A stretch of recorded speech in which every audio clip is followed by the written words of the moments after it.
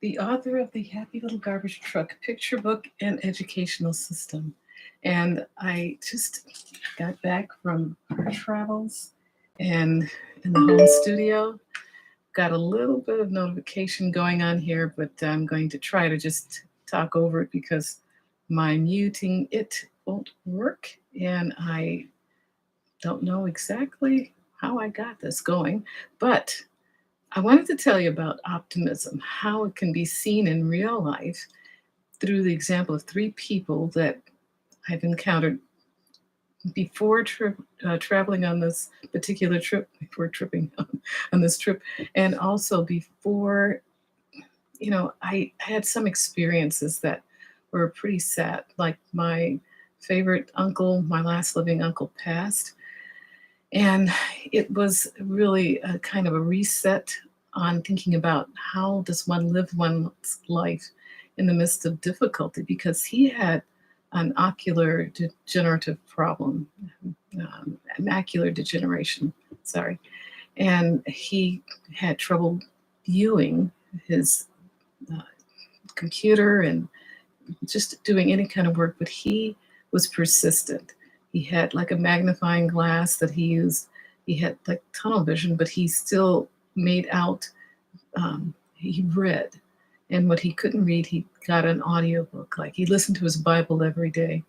But as I was thinking about the optimism that he showed in just pursuing his life despite the difficulties, uh, it was really amazing. We were in a whole Holiday Inn, and a lady that we didn't know just happened to chat us up, and she was talking about her father, who was just a farmer, but he was diagnosed with stage 4, I believe it was colon cancer.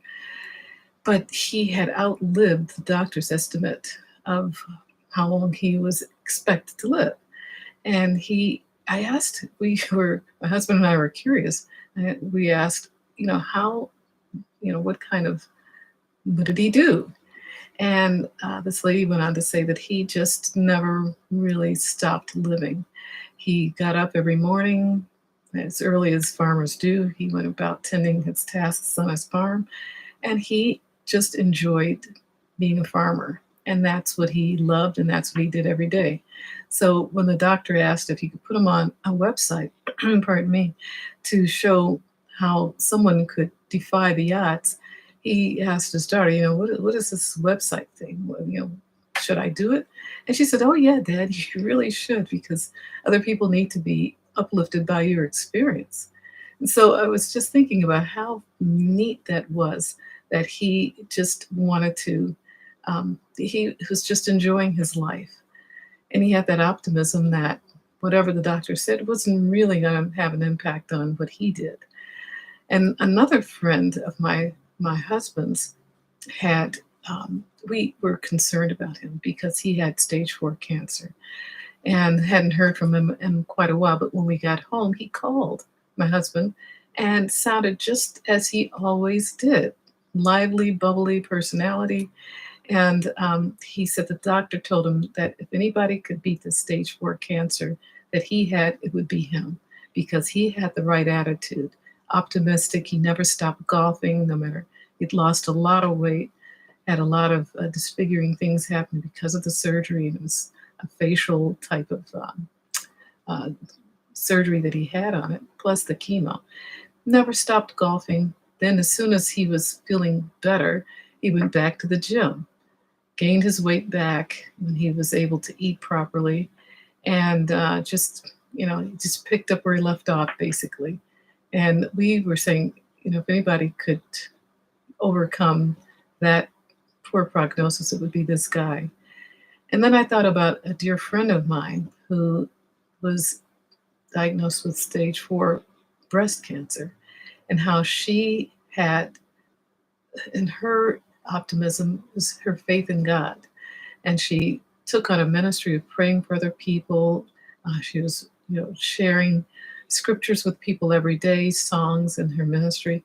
And her doctors also said, can you come back to the clinic, to the chemo clinic, and encourage others? Because we need somebody like you just to show people that they can get through this. So all of these people had that one characteristic in common, optimism. And as we learn more about how to have that optimism within ourselves, we could share it with our children and make it into a lifestyle. And I said there was a big sale, and there is on Amazon. This is sort of in pref- preparation for the Prime Day. I have the Happy Little Garbage Truck, my picture book, on sale for a whopping 41% off. So you can buy my book for $12.99. And also, what I hadn't really talked about a lot was the student activity guide is on sale for $10.99. So, as while supplies last, I don't know exactly how things are going at this point. I'll check my Amazon account to see how many we have left. But please hurry, because this is like a sale of the last 4 years. I was unable to do this sale until it was on Amazon, and I am so happy that I'm one of their vendors. So take a look. I've included the link in the description box below, and continue. Let's live our lives optimistically, especially this happy 4th of July.